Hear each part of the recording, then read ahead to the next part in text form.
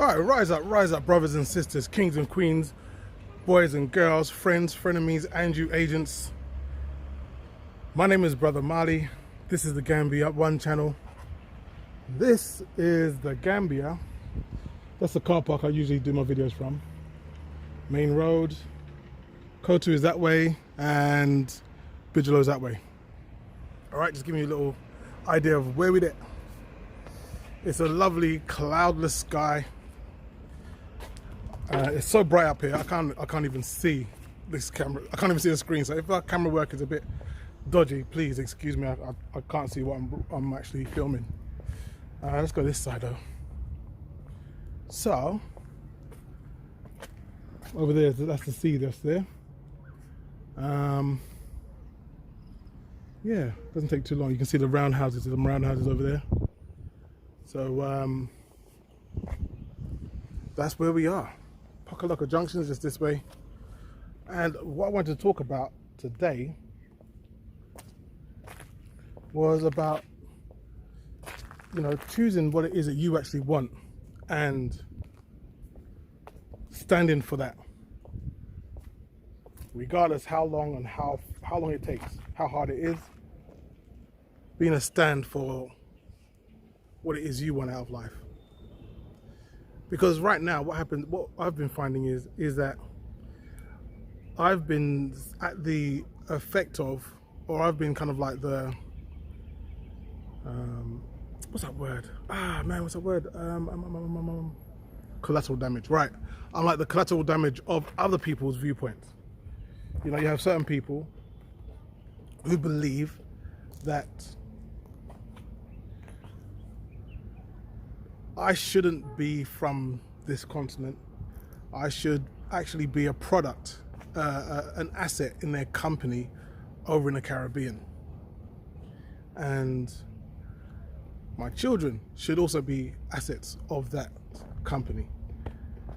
And these people left their countries, came over here, raped, pillaged, murdered, bought African people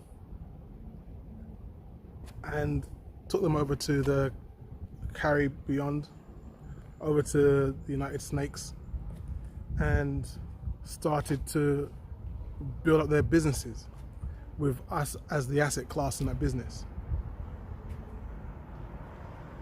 We could be sold, we could be traded, it could be bred.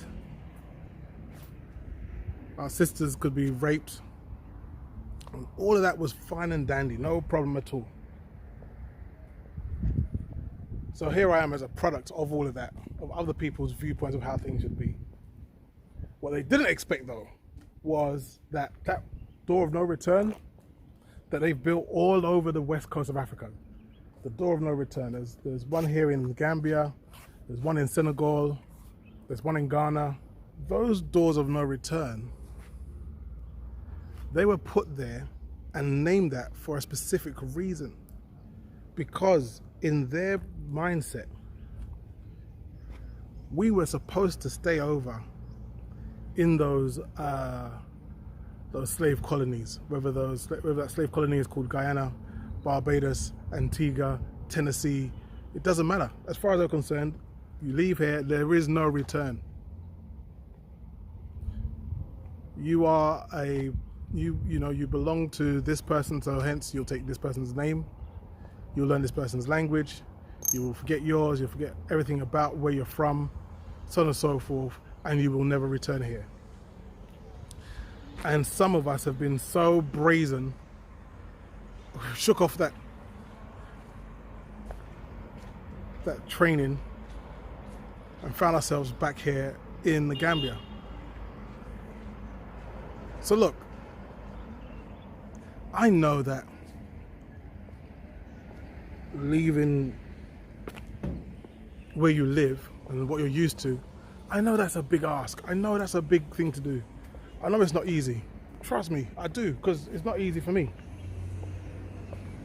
I know it's like when you can't see your family anymore. I get that. When family members are like, no, it's a bad idea. and talking it down. I get how that could be kind of difficult to step over. I know there's a bunch of questions, there's a bunch of things that I can't even answer. You know, I've been here for so long, and despite that, I know that I can't answer all your questions. And even if I did, doesn't mean it's going to be correct. What I have experienced isn't necessarily what you will experience. So we've got to have a leap of faith. There has to be a leap of faith involved in this. If you are considering coming over to Africa, whether it's now or later, whether you're one of these people who like to plan everything down to the last T, or whether you're a bit more like me and you're just like, screw it, let's do it. Whichever one you are. As long as you get here is the most important thing. I found that so some of those ancestors of ours who were enslaved, those ones who escaped, who left, you know, some of them wouldn't have been able to escape, would have planned, they would have had a plan, they would have had food stored elsewhere, they'd have a direction that they want to go in, and other people would have just run for it, just seen an opportunity and ducked out. There would have been that. So if you get out, then it worked. You know what I mean? But trust me, when you're there with your family and your friends and they're telling you don't go, and every night you have somewhere to sleep, and every morning you have something to do, as backbreaking as it is, you will get used to that kind of lifestyle. Some people will even accept that kind of lifestyle. However, we cannot sort of like just sit back and go, well, this is as good as it's going to get, because it's not. We've got so much more to experience, so much more value to add, so much to provide for our friends, family, and communities. Who's that? We've got a customer down there, I think. Oh, just forgotten something. So we've got this, people. We've got this. We don't need to worry about anything else or anybody else. All you need is you, man. You've got it in your genes. You've got it in your pedigree. You've got people who have gone through the hardest of hardships, the worst atrocity known to humankind. The survivors of those are your ancestors. And as such, don't be afraid of what can happen or what can't happen here. You know, I've had a hard time of it here, to be honest with you. It hasn't all been plain sailing, it's been difficult. And with all the things that I've had to deal with here, when my brain says, man, I'd rather go back go back into the matrix. I'd rather just be put back there and just be left alone. Then I start remembering about the whole kind of racism and, you know, systematic intrusion into my life, into the life of my family. And I'm like, yeah, no, I do not want that. I do not want that. This, even with how difficult things are here, with the rain, with the electricity, with everything else, I do not want that. So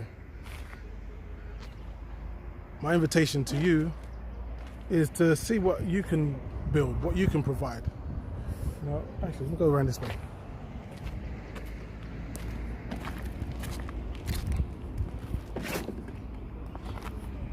So that little restaurant down there, that's my little restaurant down there. Oh, there's Awa. Hey, Awa. All right, I'm coming. That's my little restaurant down there. So, you know, it could be something as small as that, or it might be as massive as a hotel. It might be as huge as some kind of complex. Who knows? Only your imagination is going to dictate how big you're going to do it. So it's an invitation, y'all. Look, this is your brother Marley. I'm signing off. You take care, yeah? Peace.